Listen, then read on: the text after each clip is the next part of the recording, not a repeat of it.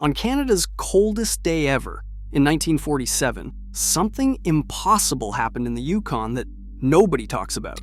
You think extreme cold just kills and isolates people. But at minus 63 degrees Celsius, in a place called Snag, the cold did the exact opposite.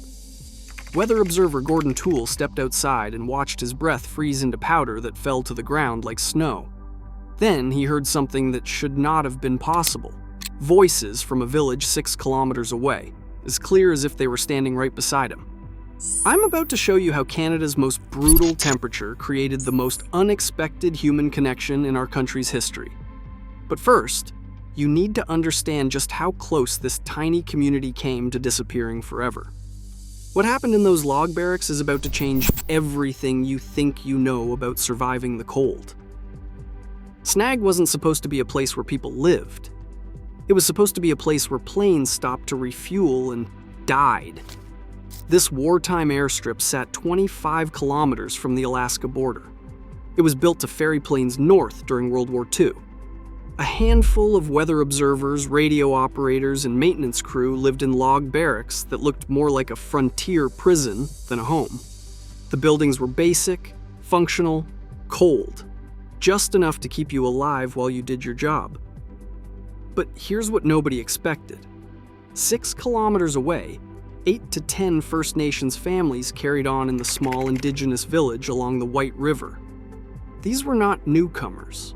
They had been living in this valley for generations, trapping fur, trading, surviving winters that would kill most people from the south.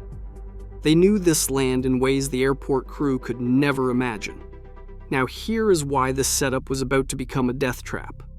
By January 1947, a massive pool of Siberian air had settled over the Yukon and refused to move.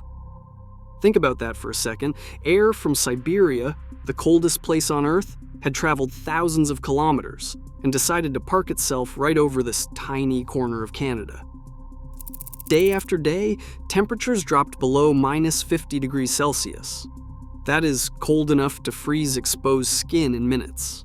Cold enough that you cannot breathe deeply without risking your lungs. The men at the airport could only dash outside for a few minutes at a time to read instruments, knowing that longer exposure risked freezing their lungs from the inside.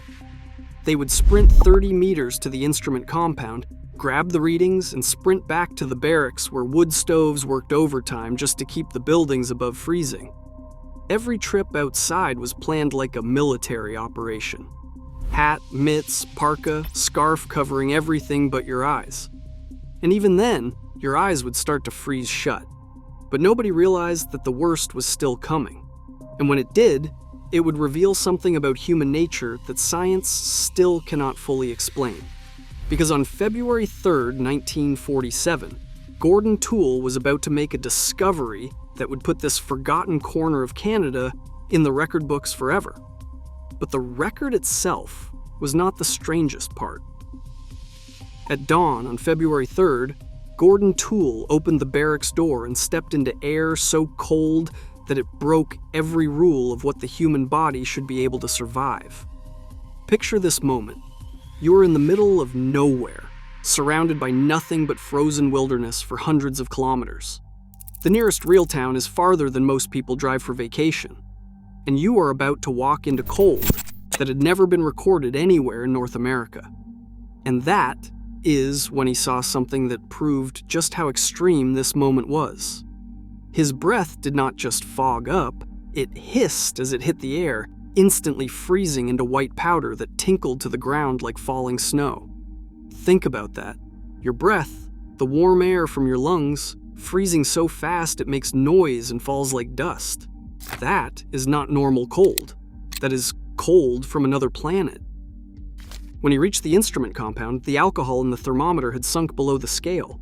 These weren't cheap thermometers. They were professional weather instruments designed to measure the worst conditions on Earth. And they had given up. The alcohol had contracted so much it could not even register a temperature. Toole scratched a mark where the liquid stopped and estimated minus 83 degrees Fahrenheit. Later, when they sent that thermometer to Toronto for calibration, scientists confirmed minus 81.4 degrees Fahrenheit. That is minus 63 degrees Celsius, the North American record that still stands today. almost 80 years later. But here's what happened next that nobody saw coming. As Toole stood there in the record-breaking cold, trying not to breathe too deeply, trying to read instruments with hands that were going numb despite thick mitts, he noticed something impossible. He could hear dogs barking. Not from the airport, there were no dogs at the airport. He could hear dogs barking from the village 6 kilometers away. 6 kilometers. That's like hearing a conversation happening in the next town over. Then he heard voices, clear conversations. People talking, laughing, going about their morning routines, as if they were standing right next to him. The frozen white river was booming and cracking like distant gunfire, each crack carrying across the valley like thunder rolling through mountains. But it wasn't distant. It sounded close, immediate, intimate. But here's why this connection was so powerful. Think about where they were. No roads out. The Alaska Highway was still just a rough track through the wilderness.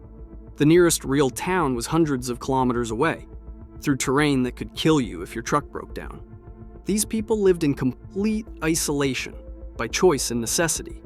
The airport crew had signed up for months of solitude, doing their weather observations with minimal human contact. The village families had lived this way for generations, self-sufficient in a landscape most Canadians could not survive a week in. But on the coldest day in North American history, that isolation completely disappeared.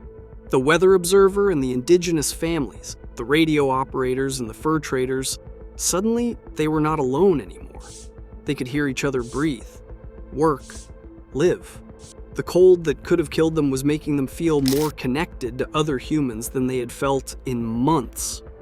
It was like nature had given them all a party line telephone, where everyone could listen in on everyone else's conversations. Here's what actually happened as the cold finally started to break.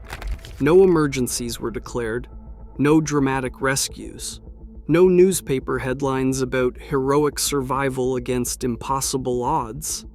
The crew at the airport kept their routine, and they were actually excited to put Snag on the map with the record. They joked about it, and they were proud of it.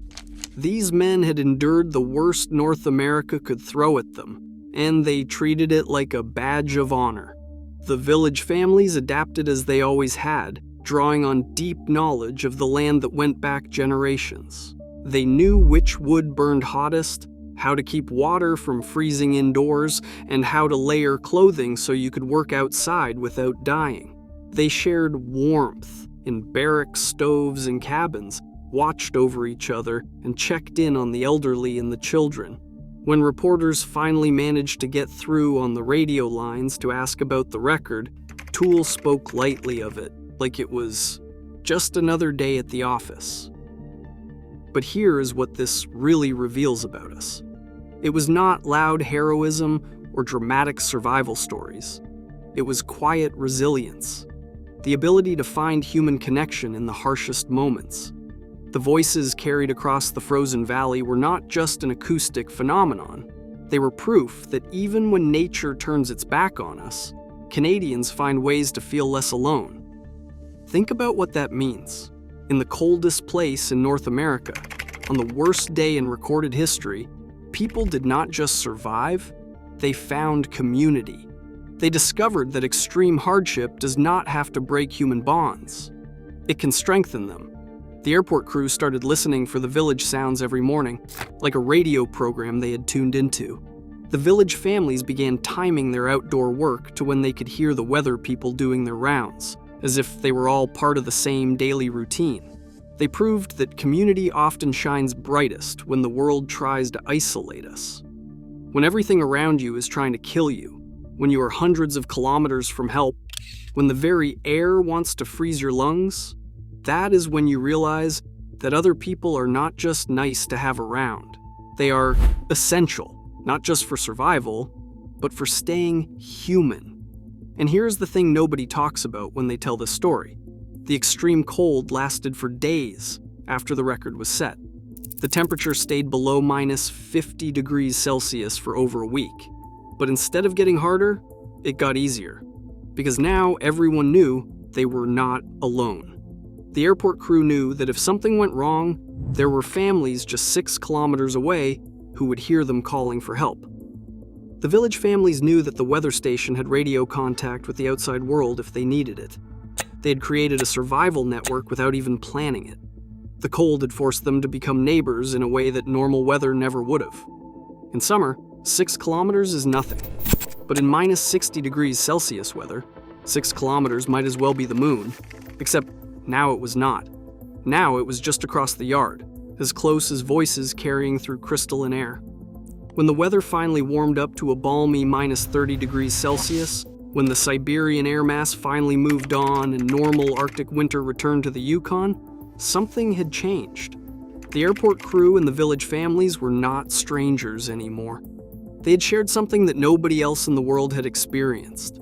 They had been neighbors in the coldest place on Earth, connected by air so cold it carried whispers like shouts, and turned isolation into intimacy. That forgotten slice of 1947 shows us something that is still true about our country today. We do not survive Canadian winters by being tougher than the cold. We survive them by being closer to each other, by checking on neighbors, by sharing resources, by creating warmth that goes beyond what any wood stove can provide. We survive by understanding that the harshest conditions reveal who we really are, and who we really are is people who take care of each other. The next time you are dealing with a brutal Canadian winter, remember Gordon Toole hearing voices across that frozen valley. Remember that the coldest day in our country's history was not a story of suffering. It was a story of connection. And maybe, just maybe, the next time the temperature drops and the wind starts howling, you will listen a little more carefully to the sounds around you. Because you never know what voices the cold might carry your way.